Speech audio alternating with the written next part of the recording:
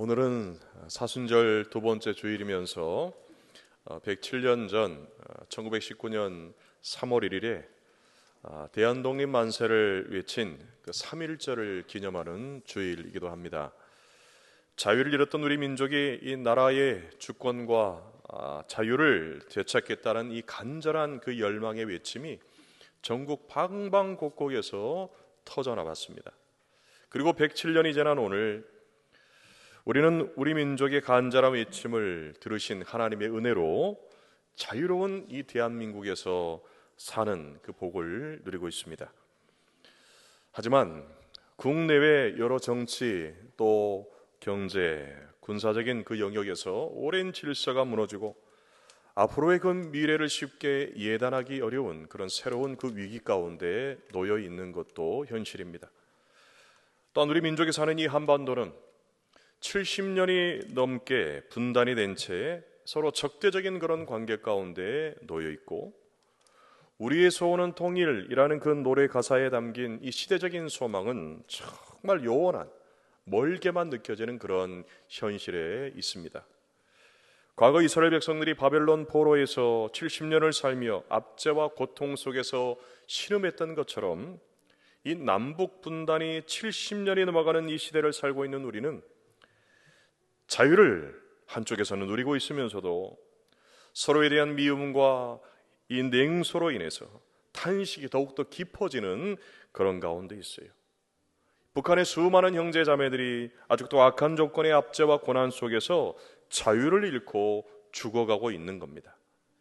107년 전 그날의 함성이 우리 민족의 자유를 향한 그 열망을 깨우고 모든 역사를 주관하시는 하나님의 돌보심을 구하였던 것과 같이 107주년 기념 3.1절을 맞이한 오늘의 우리 역시 여전히 분단의 아픔과 삶의 여러 가지 많은 고통 가운데 있는 이 민족의, 이 백성의 진정한 자유와 또한 평화가 임하기를 간절히 구해야 될 때인 줄로 믿습니다. 그런 점에서 과거 이스라엘 백성들이 애굽의 노예로 자유를 잃고 고통 속에 있을 때 그 이스라엘 민족을 긍휼히 여기신 하나님께서 모세를 통해서 그들을 그 고난의 수렁 가운데서 건지시고 구원해 내셨습니다. 애굽의 노예로 고통 속에 있던 이스라엘 백성들을 긍휼히 여기신 하나님께서 어떻게 그들의 그 간절한 외침을 들으시고 응답하셔서 구원하시는 그 구원의 역사를 행하셨는가 하는 것을 우리가 말씀을 통해서 다시 생각하면서 주여 이 민족을 돌보소서 기도하며 오늘 이 시대 가운데 이 민족에 주시는 새로운 그 은혜와 복을 기대하고 사모하는 우리 모든 성도들 될 수 있기를 간절히 바랍니다. 먼저 23절을 보면 여러 해 후에 애굽 왕은 죽었고 이스라엘 자손은 고된 노동으로 말미암아 탄식하며 부르짖으니 그 고된 노동으로 말미암아 부르짖는 소리가 하나님께 상달된지라 말씀이에요. 여러분, 여기 여러 해 후에라는 말은요, 그리고 그런 수많은 날들이 지난 후에라는 뜻입니다. 아주 긴 세월이 흘러갔다, 긴 세월이었다라는 그런 느낌을 주는 그런 표현이죠. 이스라엘 백성들이 애굽에서 노예로 지내면서 압제와 고난을 받고 그로 인해서 고통을 겪고 힘든 생활을 하고 있는 그 세월이 너무 오래되었다라는 이야기입니다. 그런데 이 과정에서 한 가지 주목해야 될 사건이 일어나는데, 그것은 이스라엘 백성들이 겪고 있는 그 고통을 제공하는 그 원인자였던 애굽 왕, 그 애굽 왕이 죽었다라는 소식이에요. 이스라엘 백성들을 괴롭게 하던 애굽의 왕이 죽었다고 하는 사실은 이제 악한 왕의 통치의 시대가 끝이 나고 그 고통에서 벗어나서 자유와 평화를 누릴 수 있는 그런 새로운 시대가 열릴 가능성이 생겼다라는 것을 보여주는 그런 표현이죠. 그런데 여러분, 현실은 어떠합니까? 문제의 원흉인 애굽 왕이 죽었는데 이스라엘 자손들이 겪고 있는 그 힘겨운 그 고난의 짐은 그대로인 거죠. 아니, 더 심해진 겁니다. 자유를 빼앗고 압제와 고난의 원인이 되었던 왕이 죽었으면 세상이 좀 달라질 것이라고 하는 기대를 가질 수 있는데 천만의 말씀이라는 거예요. 변한 것이 없다라는 겁니다. 고난과 고통과 어려움이라고 하는 그 문제는 그대로 있고 오히려 더 감당하기 힘든 고통으로 이제 더 이상 견딜 수 없는 육체적인 정신적인 그런 한계에 다다르게 되었다라는 이야기입니다. 그러자 이스라엘 백성들이 어떻게 반응을 하고 있습니까? 변화를 기대했지만 전혀 달라진 것이 없는 그 한계의 자리에서 하나님께 부르짖죠. 통곡합니다. 이스라엘 백성들이 더 이상 견딜 수 없는 그 고통에 짓눌려서 한계의 상황에 다다랐을 때 통곡하며 부르짖으며 하나님을 찾았다라는 이야기. 죽을 것 같은 그 순간에 이르러서야 하나님 생각하고 하나님을 찾습니다. 내 힘과 내 노력과 내 지혜와 내 능력으로 도무지 불가능한 그 상황이 되어서야 하나님을 찾았다라는 겁니다. 오랜 세월 동안 모진 그 고통을 겪고 나서야 이스라엘 자손들이 비로소 하나님을 찾게 되었다라는 말이죠. 여러분, 우리의 삶 가운데 왜 고난이 있습니까? 고통과 아픔과 실패와 여러 가지 많은 어려움들이 왜 우리의 삶 가운데 있습니까? 시간이 좀 나아지면, 상황이 좀 나아지면 되겠지. 왕이 바뀌고, 지도자가 바뀌고, 정권이 바뀌고, 사람이 좀 바뀌면 어떤 변화가 찾아오겠지 하는 그런 기대를 가졌지만 그 마지막 기대마저도 산산이 깨어지고 부서졌을 때 사람들은 절망합니다. 모든 희망 다 잃어버리고 포기하기에 이르죠. 아니, 하나님께서는 왜 우리를 도와주시지 않을까? 다른 사람들은 잘만 도와주신다라는 얘기, 어떤 사람은 이런 은혜 받았다, 저런 복을 받았다 하는 그런 이야기가 들리는데 왜 나에게는, 왜 우리에게는 이런 고통과 아픔이 끊임없이 일어날까? 하나님께서 나를 버리셨는가? 하나님께서 우리를 포기하셨나? 아니, 하나님께서 깜빡 잊어버리셨나? 불평하고 원망하며 탄식할 수가 있어요. 자, 그런데 여러분, 포기는 언제 쓰는 말이라고 그랬어요? 외쳤을 때요. 여러분, 하나님의 사전에는 포기가 없어요. 하나님께서는 절대 자신의 백성을 버리고 포기하지 않는 분이십니다. 하나님의 사전에는 포기가 없습니다. 실패가 없습니다. 그래서 신명기 4장 31절은 내 하나님 여호와는 자비하신 하나님이심이라. 그가 너를 버리지 아니하시며 너를 멸하지 아니하시며 내 조상에게 맹세하신 언약을 잊지 아니하시리라 말씀입니다. 그런데 여기 한 가지 전제되는 조건이 있습니다. 그 앞선 구절인 신명기 4장 29절 30절을 보게 되면 그러나 내가 거기서 내 하나님 여호와를 찾게 되리니 만일 마음을 다하고 뜻을 다하여 그를 찾으면 만나리라. 이 모든 일이 내게 임하여 환난을 당하다가 끝날에 내가 내 하나님 여호와께로 돌아와서 그의 말씀을 청정하리니 하는 말씀이죠. 무슨 말이냐? 환난을 당하다가 끝날이에요.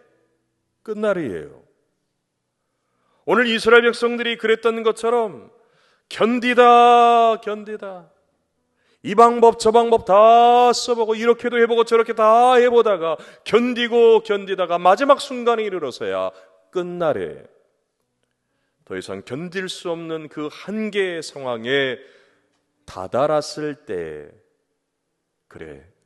그때라도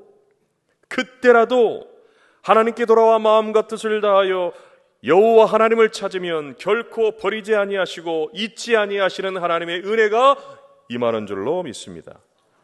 여러분, 여기 하나님이 주시는, 때로는 우리 가운데 허락하시는 고난과 고통의 이유가 있는 거예요.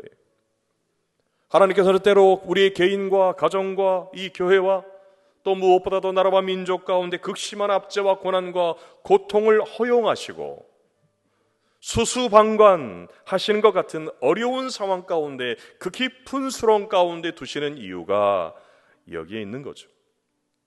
여러분, 사람들은 평안할 때 아무 문제가 없을 때 하나님을 간절히 잘 찾지 않습니다. 하지만 고난이 다가오고 위급한 일이 다가오게 될 때 그때서야 비로소 그 끝날에 하나님을 찾습니다. 세상에 다른 그 무엇도 의지할 것이 없고 도움을 구할 것이 없을 때, 도저히 어디에서도 무엇을 통해서도 누구에게서도 방법을 찾을 수가 없을 때, 그 끝날에 여러분 비로소 하나님을 구하고 찾는 거예요.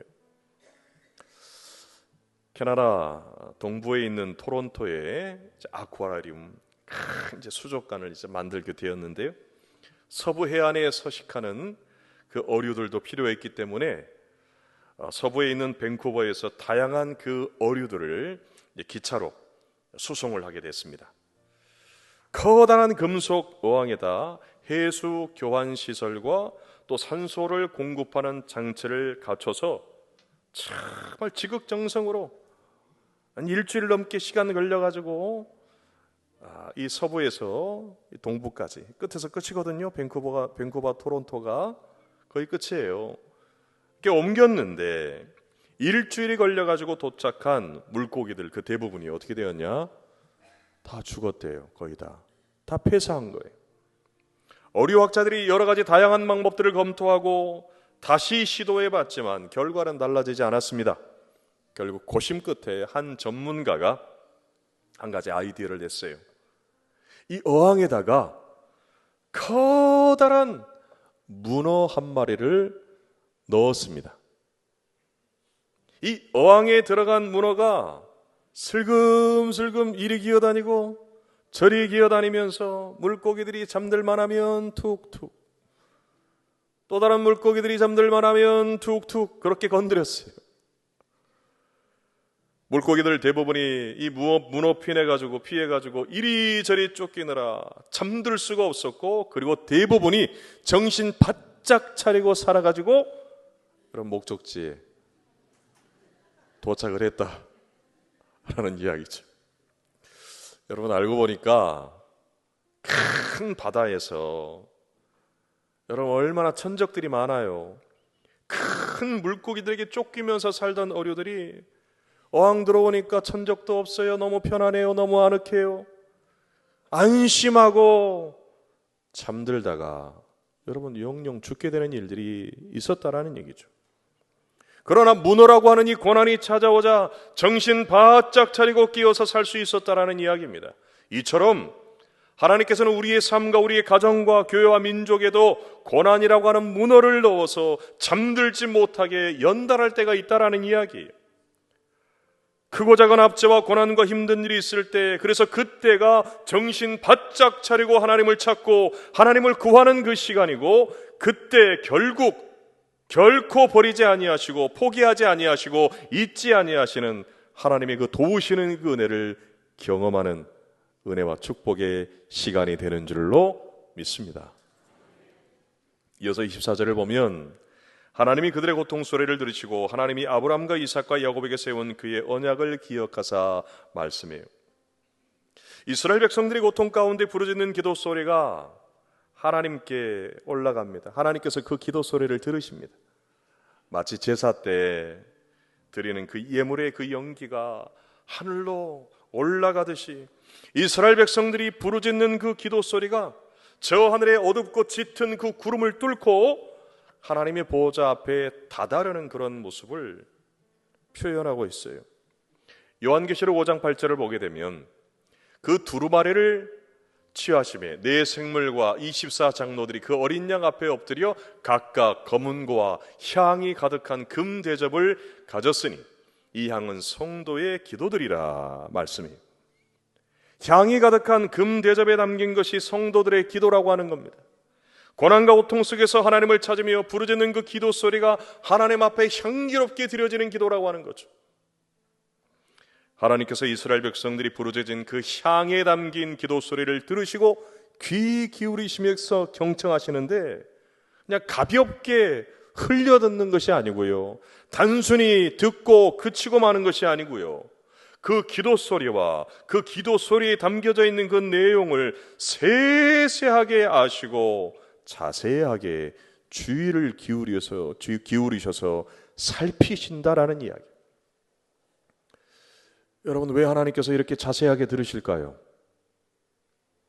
왜 하나님께서 집중해서 들으시고 세밀하게 살피시는 겁니까? 그들의 기도 소리를 들으시고 응답하시기 위함인 줄로 믿습니다.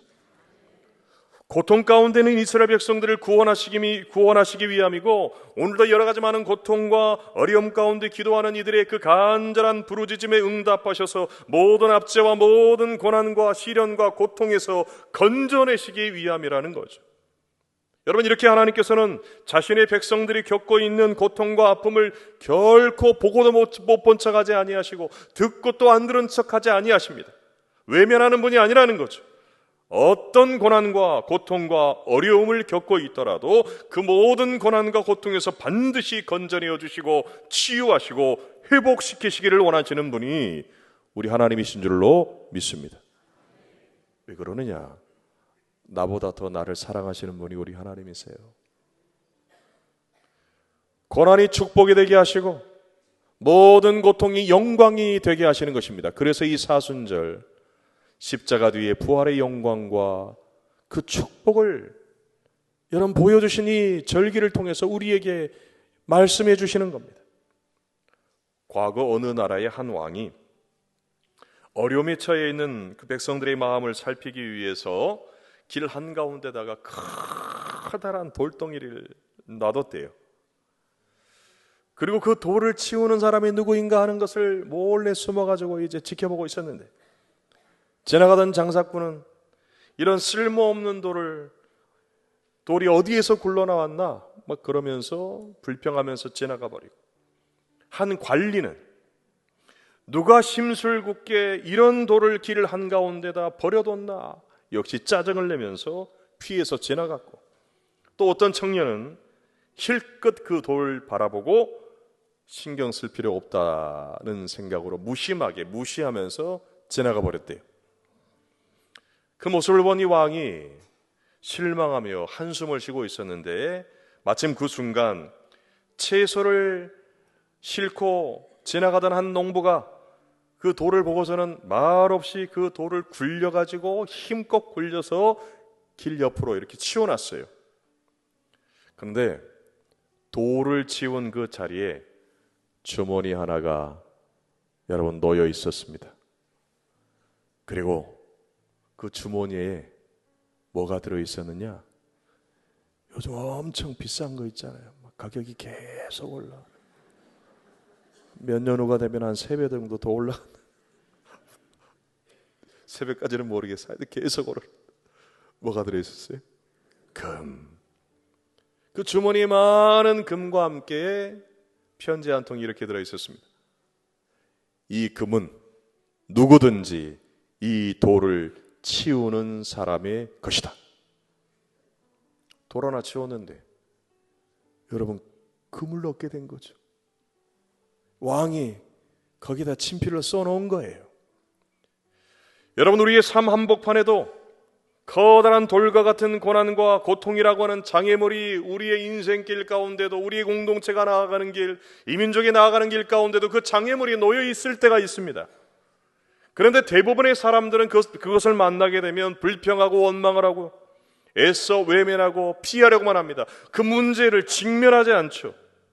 그런데 우리의 삶과 가정과 교회와 이 나라와 이 민족의 진정한 주인이 되시고 왕이 되시는 하나님께서 그 고난의 돌덩이 뒤에 놀라운 그 축복을 숨겨두신다라는 거예요.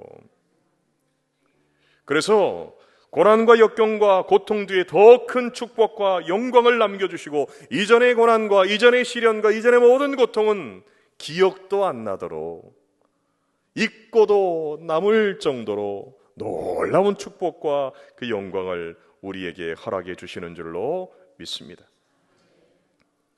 이를 위해서 2000년 전 우리 모두를 죄로 인한 속박과 죽음의 고통에서 구원하시기 위해서 모든 지혜와 지식의 보화가 다 담겨져 있는, 감추어져 있는 예수님을 그래서 우리에게 보내주신 거예요. 우리를 대신에 십자가에 달려 순환당하시고 나를 위해서, 우리를 위해서, 이 나라 이 민족뿐만 아니라 온 인류를 구원하시기 위해서, 살리시기 위해서 죽게 하신 것입니다. 특별히 오늘 본문 24절에 하나님께서 이 아브라함과 이삭과 야곱과 맺은 언약을, 그 약속을 기억하셨다라는 말씀 있는데요, 여러분, 이 말씀, 우리가 이 말씀을 좀 붙들면서 생각할 게 있습니다. 하나님께서는 우리에게 약속을 주시고 우리에게 놀라운 은혜를 그 약속대로 베풀어 주시는 줄로 믿습니다. 그런데 하나님께서는요, 깜빡 잊고 있다가 오늘날 갑자기 우리의 기도를 들으시고 그 약속을 떠올리시는 거 아니에요. 단 한순간도 잊지 아니하시고 항상 그 약속을 기억하시고 때가 이르렀을 때 하나님께서 그 우리의 기도를 들으시고 우리의 삶 가운데 놀라운 이 약속을, 이 축복을 이루어 주시고 또한 성취하여 주시는 줄로 믿습니다.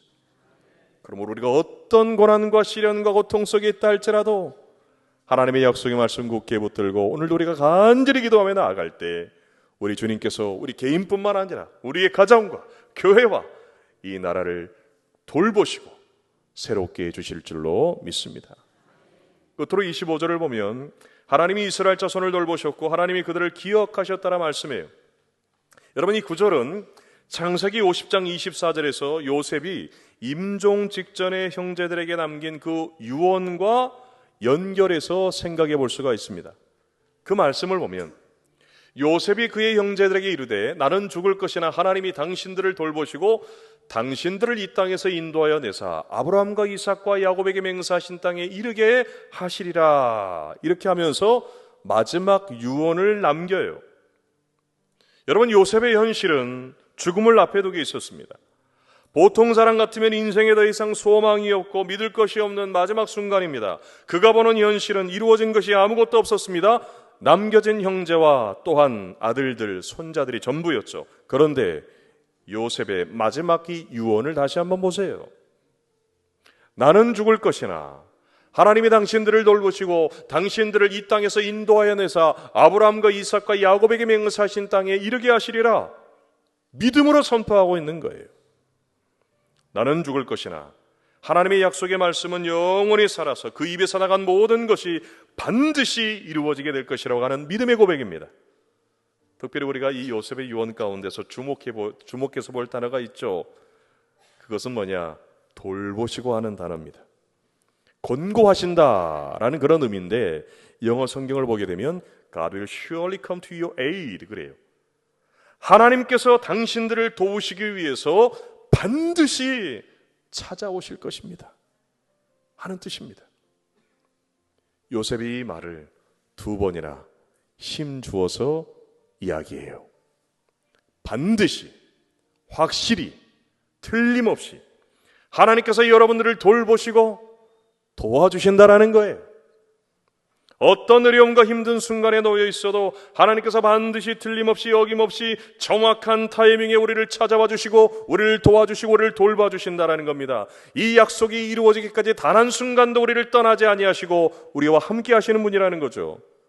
요셉이 죽기 전 신실하신 이 하나님의 약속의 말씀을 마지막 유언으로 남겼는데 이 유언에 담겨있는 이 하나님의 약속, 요셉의 약속이 400년이 지나서 애굽에서 노예로 자유를 잃고 압제와 고난을 겪으면서 신음하며 탄식하고 있는 그의 후손인 이스라엘 백성들에게 그대로 이루어지고 성취된 거예요. 하나님께서 모세를 보내 이스라엘 백성들을 출애굽하게 하시고 고통 가운데서 건져주시고 구원하여 주셔서 자유를 얻게 하시고 해방의 그 기쁨과 감격을 맛보고 경험할 수 있게 하셨기 때문입니다. 여러분, 107년 전 이 땅에서도 그러한 구원의 기쁨과 자유와 해방의 감격을 간절히 바라면서 대한독립 만세를 믿음으로 외쳤던 민족 대표 33인 중 16명의 그리스도인들이 있었어요. 그리고 그 중에서 최연소 민족 대표였던 분이 이갑성 집사님이라는 분이세요. 이 이갑성 집사님이 당시 청년이었는데 삼엄한 감시를 피해서 독립선언서 2100장을 품에 안고 전국 방방곡곡을 뛰어다녔어요. 우리는 오늘 우리 조선이 독립한 나라이며 조선인이 이 나라의 주인임을 선언하노라. 이를 세계 모든 나라에 알려 인류가 평등하라는 큰 뜻을 분명히 하고 자손만대에 알려 민족이 스스로 존재할 마땅한 권리를 영원히 누리게 하노라. 태극기를 흔들며 만사를 외쳤어요. 우리 민족의 독립을 영원하며 압제와 고난과 고통 속에서 간절히 하나님을 찾으며 약속을 기억하시고 반드시 도우시기 위해서 찾아오시고 돌보시는 그 하나님의 은혜를 여러분 구한 겁니다. 3.1운동 당시에 전국적으로 7천여 명이 목숨을 잃고 16,000여 명가량이 다쳤고 또 47,000여 명이 체포되어서 투옥되었습니다. 자유와 해방을 향한 간절한 열망이 그 모든 압제와 박해와 고난과 시련을 압도하고 결국에는 1945년 8월 15일에 여러분 우리 민족은 잃어버렸던 자유의 빛을 되찾고 해방된 기쁨과 감격을 맛보게 되었습니다.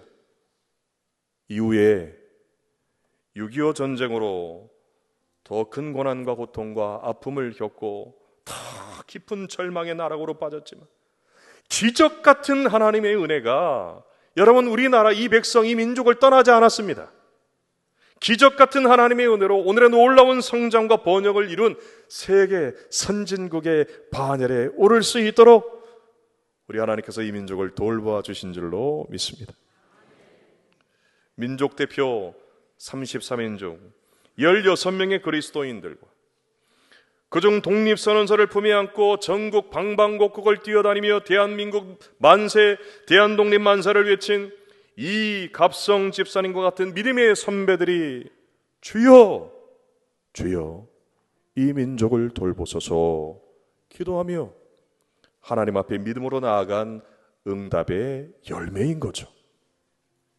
이렇듯 과거 우리 믿음의 선진들은 아무런 희망이 없는 절대 절망 속에서도 유일한 소망이 되시고 해답이 되시고 고난을 영광으로 축복으로 역전시키시는 그 하나님의 약속과 하나님의 돌보시는 그 은혜를 붙들었습니다. 고난 속에서 하나님을 찾고 간절히 부르짖고 통곡하며 탄식하는 그 소리가 전국 방방곡곡 십자가 높이 세워진 교회마다 여러분 가득 울려 퍼졌잖아요. 운동의 중심에 교회들이 있지 않았습니까? 이제 오늘 우리 역시 이 믿음 위에 굳게 서서 주여 오늘도 이 민족을 돌보시옵소서 그렇게 기도하며 우리의 다음 세대에 이 신앙의 유산을 전수해 주어야 할 때입니다. 분단된 우리 민족의 화해와 통일 그리고 주변의 어떤 나라도 감히 넘볼 수 없는 항구적인 평화를 이루는 더 강대한 나라가 되도록 여러분 우리가 기도해야 될 때라는 거죠. 신실하신 하나님께서 반드시 우리의 기도를 들어주시고 어떤 어려움이 있고 고난이 있고 시련이 있어도 그때마다 우리에게 찾아와 주실 줄로 믿습니다. 돌봐 주실 줄로 확실히 믿습니다. 기도하겠습니다.